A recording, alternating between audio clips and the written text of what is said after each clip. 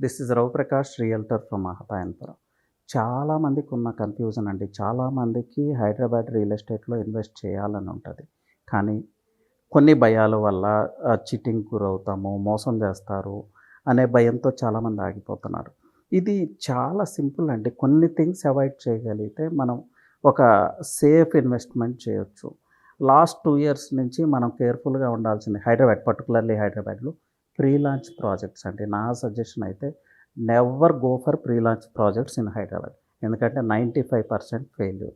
Pre launch అంటే అది కొంచెం అట్రాక్టివ్ స్కీమ్స్‌తో క్లయింట్స్‌ని అట్రాక్ట్ చేస్తారు. కానీ అక్కడ ప్రాపర్ అప్రూవల్స్ ఉండవు గవర్నమెంట్ అథారిటీ నుంచి. ప్రాపర్ అగ్రీమెంట్ కూడా ఉండదు ఫార్మర్ దగ్గర నుంచి. So 100 acres of land acquire చేస్తే అది 500 ఏకర్స్ ల్యాండ్ అని చెప్తారు. దానిలో ఏదో గ్రాఫిక్స్ డిజైన్ చేస్తారు, అది వస్తుంది ఇది వస్తుందని. సో అక్కడ మీరు కొంచెం కామన్ సెన్స్ ఉపయోగించాలి. ఇలాంటి ప్లేస్లో వాళ్ళు చెప్పే లెవెల్ ఆఫ్ డెవలప్మెంట్స్ వచ్చే అవకాశం ఉందా? సో అత్యాశకు పోవద్దండి ఎప్పుడు కూడా.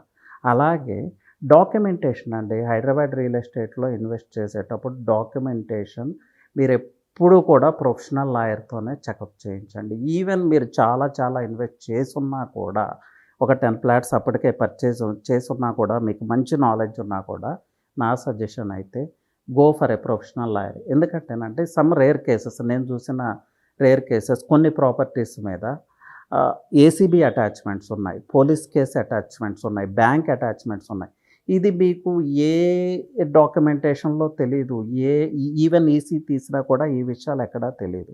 అలాగే జనరల్ ప్రాసెస్ అయితే పహానీలు చెక్ చేసుకోవాలండి. అంటే రెవెన్యూ రికార్డ్స్ చెక్ చేసుకోవాలి. తర్వాత పట్టాదార్ పాస్బుక్ చెక్ చేసుకోవాలి. తర్వాత హౌ మెనీ ట్రాన్సాక్షన్స్ అంటే సేల్ డీడ్స్ ఎన్ని జరిగినాయి. ఈ ఈవెన్ 1980s 1954 నుంచి కూడా మనకు డాక్యుమెంట్స్ అవైలబుల్ ఉన్నాయి. సో మనకి ఎప్పటి నుంచి డాక్యుమెంట్స్ అవైలబుల్ ఉంటే అప్పటి నుంచి సేల్ డీడ్స్ ఎన్నున్నాయి, ఈ సేల్ డీడ్స్ అన్నీ మ్యుటేషన్ అయిందా లేదా, ఇది చాలా ఇంపార్టెంట్ అండి. చాలామందికి తెలియదు.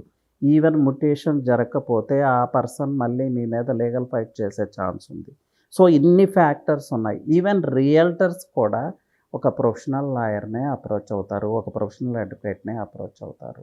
ఎందుకంటే ACB attachments, police attachments, court attachments, ఇవన్నీ ఏ డాక్యుమెంట్స్లో మనకైతే తెలియదు.